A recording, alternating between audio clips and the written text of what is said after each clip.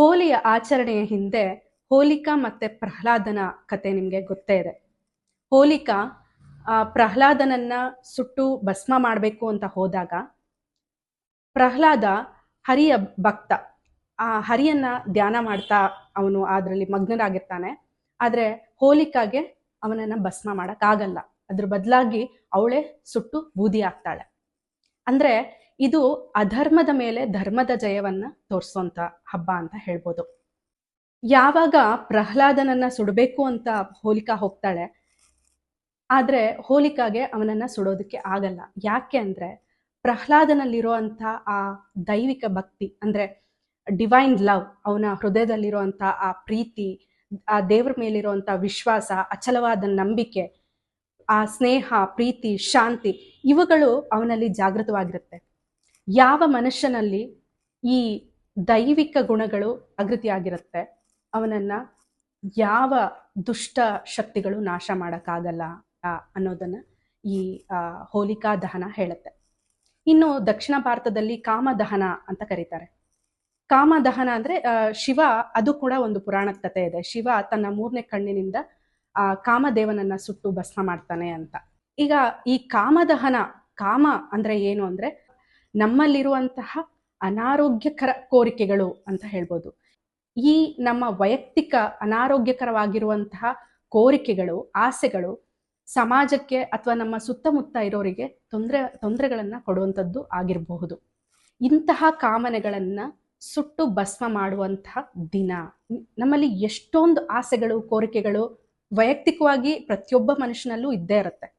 ಆದ್ರೆ ಆ ಕೋರಿಕೆಗಳು ಆರೋಗ್ಯಕರವಾಗಿರುವಂಥದ್ದಾಗಿರ್ಬೇಕು, ಅದರಿಂದ ಇನ್ನೊಬ್ಬರಿಗೆ ಒಳ್ಳೆಯದಾಗುವಂಥದ್ದಾಗಿರ್ಬೇಕು. ಅದು ಬಿಟ್ಟು ನಾನು ಮಾತ್ರ ಬದುಕಬೇಕು, ಇನ್ಯಾರು ಬದುಕಬಾರ್ದು ಅನ್ನೋ ಮೆಂಟಾಲಿಟಿನ ಬೆಳೆಸ್ಕೊಂಡ್ರೆ ಅದು ಬೇರೆಯವ್ರನ್ನ ಸುಡೋಕ್ಕಿಂತ ಮುಂಚೆ ಮೊದಲು ನಮ್ಮನ್ನೇ ಸುಟ್ಟು ಹಾಕುತ್ತೆ. ನಮ್ಮ ಮನಸ್ಸಿನ ಗೂಡಿನಲ್ಲಿ ಅದನ್ನ ಸುಟ್ಟು ಹಾಕೋದ್ರಿಂದ ನಮ್ಮ ಆರೋಗ್ಯಕ್ಕೆ ಮತ್ತೆ ಪ್ರಕೃತಿಗೆ, ಸುತ್ತಮುತ್ತ ಇರುವ ಜನರಿಗೂ ಕೂಡ ಒಳ್ಳೆಯದಾಗತ್ತೆ. ಇಂತಹ ಅನಾರೋಗ್ಯಕರವಾದಂತಹ ಕಾಮನೆಗಳನ್ನ ಸುಟ್ಟು ಹಾಕೋದ್ರಿಂದ, ಬಿಡುಗಡೆಯನ್ನ ಪಡೆಯೋದ್ರಿಂದ ನಿಜವಾಗ್ಲೂ ಸ್ವತಂತ್ರರಾಗ್ತೀವಿ. ಇನ್ನ ಬಣ್ಣಗಳು, ವಿವಿಧ ಬಣ್ಣಗಳನ್ನ ನಾವು ಒಬ್ರಿಗೊಬ್ರು ಹಾಕೊಳ್ತೀವಿ, ಸಂಭ್ರಮದಿಂದ ಆಚರಣೆ ಮಾಡ್ತೀವಿ. ಏನು ಅಂದ್ರೆ ಈ ಹಬ್ಬ, ಈ ಬಣ್ಣಗಳಲ್ಲಿ ಒಂದು ವಿಶೇಷವಾದ ಶಕ್ತಿ ಇದೆ.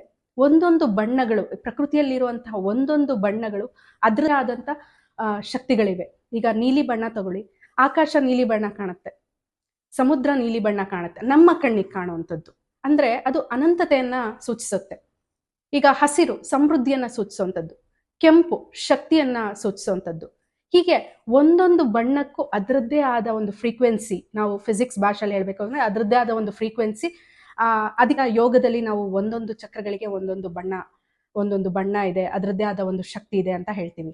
ಅಷ್ಟೇ ಅಲ್ಲದೆ ವೈವಿಧ್ಯತೆ ಮತ್ತು ಭಿನ್ನತೆಯ ಪ್ರತೀಕ ಅಂತ ಹೇಳ್ಬೋದು. ಅಂದ್ರೆ ನಾನು ನೀನು ಅನ್ನೋ ತಾರತಮ್ಯ ಇಲ್ಲದೆ, ಬಡವ ಶ್ರೀಮಂತ ಜಾತಿ, ಈ ಯಾವ ಭೇದಗಳು ಇಲ್ಲದೆ ಏಕತೆಯನ್ನ, ಸಮಾನತೆಯನ್ನ ಹರಡುವಂತಹ ಹಬ್ಬ ಅಂತ ಕೂಡ ಹೇಳ್ಬೋದು. ಇನ್ನು ಕೃಷಿಕರಿಗೆ ಸಂಭ್ರಮದ ಹಬ್ಬ ಅಂತ ಹೇಳ್ಬೋದು. ವಸಂತ ಋತುವಿನ ಪ್ರಾರಂಭ, ಅವರ ಬೆಳೆಗಳನ್ನ ಒಂದು ಉಳಿತಾಯಿಸೋದಕ್ಕೆ ಅವರು ಸಜ್ಜಾಗ್ತಾರೆ.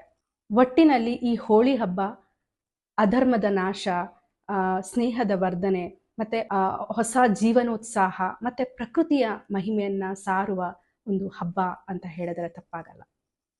ಹೋಳಿ ಹಬ್ಬದ ಶುಭಾಶಯಗಳು. ಧನ್ಯವಾದಗಳು.